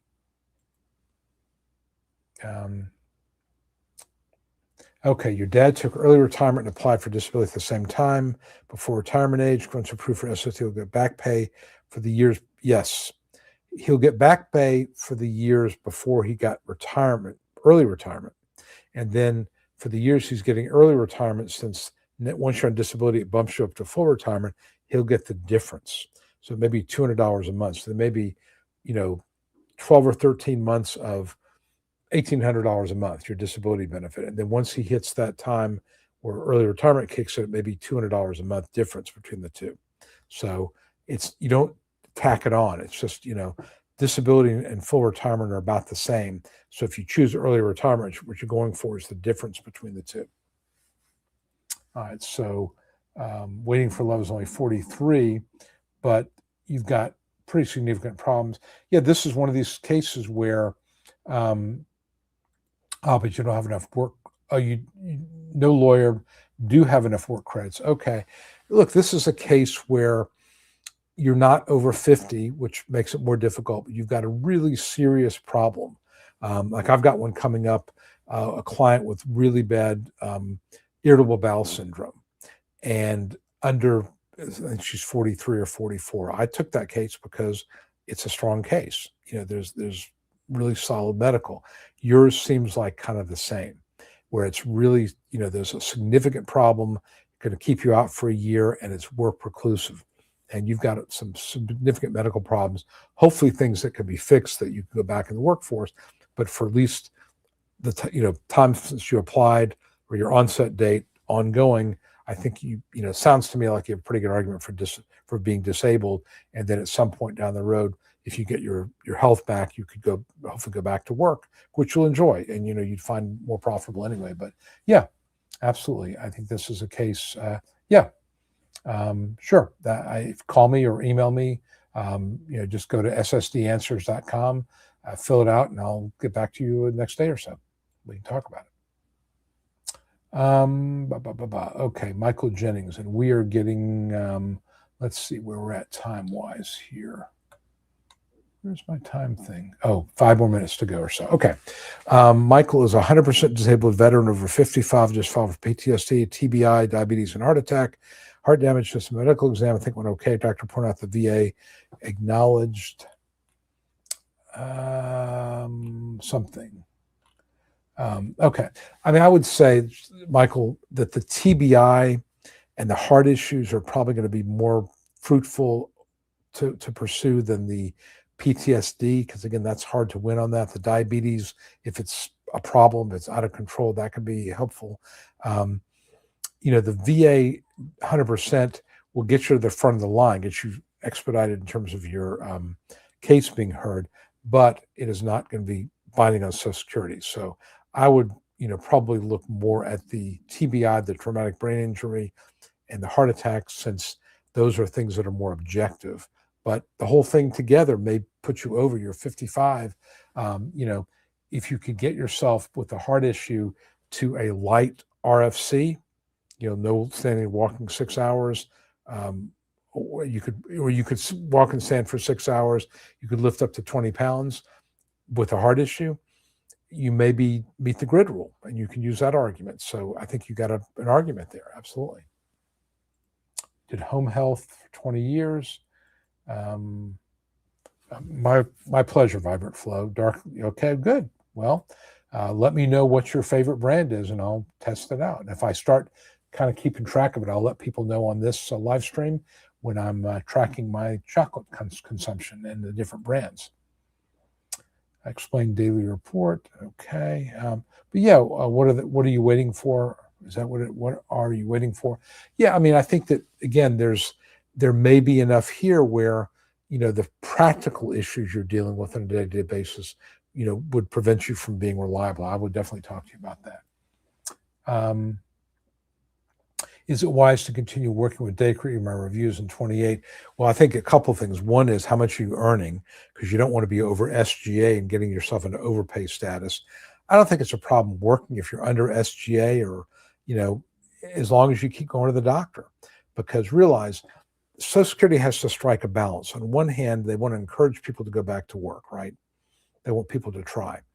And if word got out that they were reviewing everybody who tried to work, nobody would try to work. So that kind of defeats the purpose. On the other hand, if you show that you have capacity to work and you're really close to SGA, they may feel like, well, you could probably work over SGA, and that might trigger a review. That's why I tell my clients, keep it around $1,500, $1,550.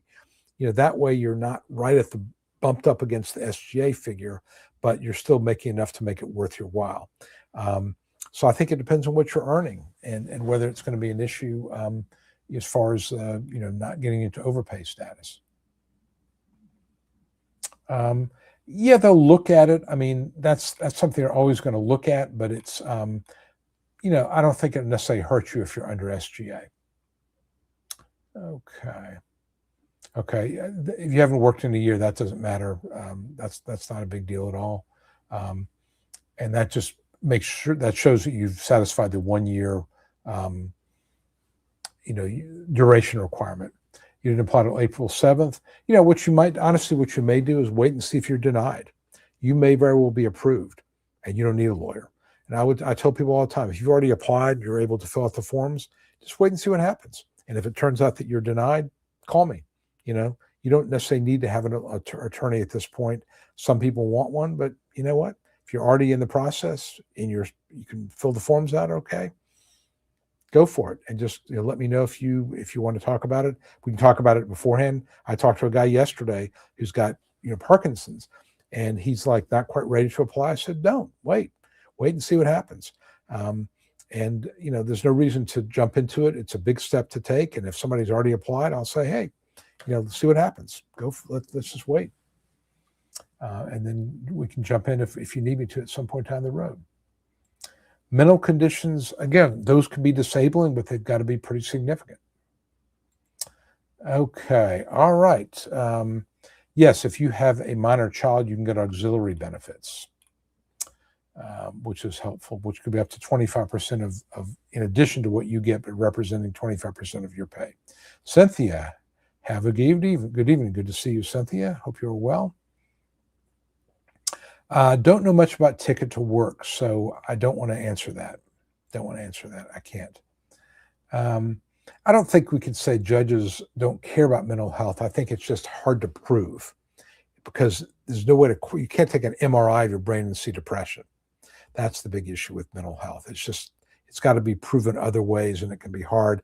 And I think people, there's a perception that people fake it. I think that's why they're so hard. But there are indicia of severity, inpatient hospitalizations, failed medication trials, suicide attempts, things like that I use all the time to show that mental health is either a major or contributing factor. Okay, we are now at 2 hours and 40 minutes, 2 hours and 44 seconds. I'm going to go ahead and end right now. I appreciate everybody joining me. We'll see you again next week. We can talk more about chocolate or anything else you want to talk about. I will have a haircut because I'm getting one tomorrow, so I don't look like a ragamuffin here. I hope to see you all next week. Have a great weekend, great rest of your week, and we'll do it again then. Take care, everybody. Bye-bye.